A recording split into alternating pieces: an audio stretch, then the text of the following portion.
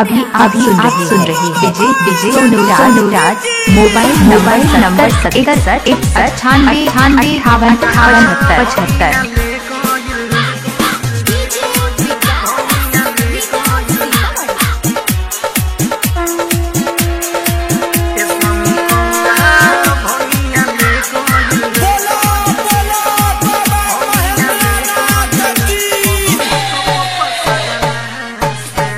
61 कौआ भंगिया ले गइल पर्वत पपसरला से स्वामी कौआ भंगिया ले गइल पर्वत पपसरला से कथि पीसी जी कथि घिसी जी कथि पीसी जी कथि घिसी जी नहीं मिली निहारला से स्वामी कौआ भंगिया ले गइल पर्वत पपसरला से स्वामी कौआ भंगिया ले गइल पर्वत पपसरला से तो कथि घिसी जी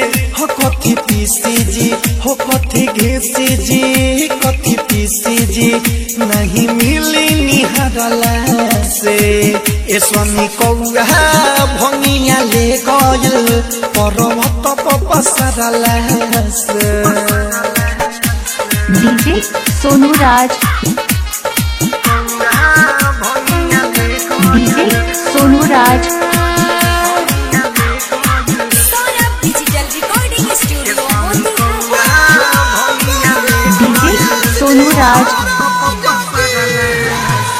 हाँ देवघर जाई न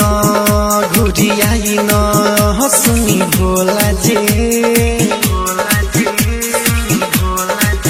भांग के पाता न लौकाता कहाँ बझोला जी हाँ धाउर कमरिया सब भंगिया लेके आवत होई लेके आवत होई लेके आवत होई तब घर जाई न घुरी आई सुनी भोला जी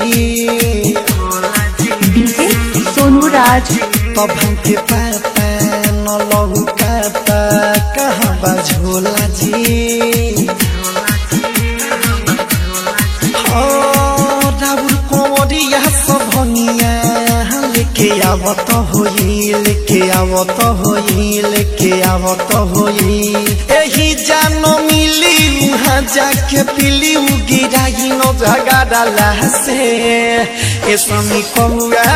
भंगिया ले गइल पर्वत पपसरला से स्वामी कौआ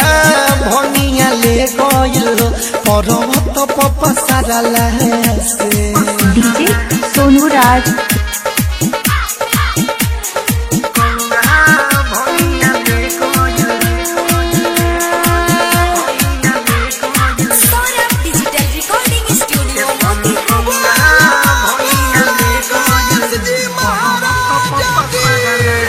तनसा छोरी मुह मोरी न खिसियाई जी तोहलियाई रौआ खाई मेवा मलाई जी संजय सारा बीबा भेजले असो सावन में डीजे सोनूराज तनसा छोरी मुह मोरी न खिसियाई जी हालियाई रौआ खाई मेवा मलाई जी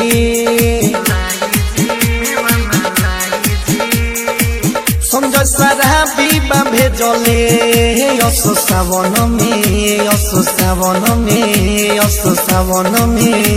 सौरभ ये सौरिया रतन से रहेगा जाके मारला से स्वामी कौआ भंगिया ले गइल पर्वत पपसरला से स्वामी कौआ भंगिया ले गइल पर्वत पपसरला से तो कथि घिसी जी कथि पीसी जी कथि कथी घेसी जी कथी पीसी जी नहीं मिली निहारला से ए स्वामी कौआ मोबाइल नंबर 77 61 98 58 75